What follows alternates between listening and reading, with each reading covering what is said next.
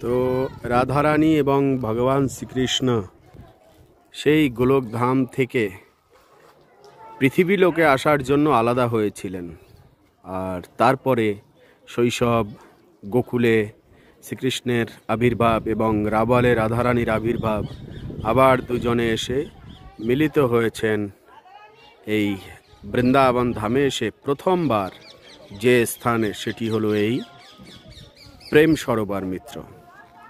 এখানেই রাধা এবং কৃষ্ণ সব সখীদের সহিত প্রথমবার মিলিত হয়েছিলেন। এটিই হলো সেই প্রেম সরোবর মিত্র। অদ্ভুত সুন্দর এই প্রেম সরোবরের দৃশ্য।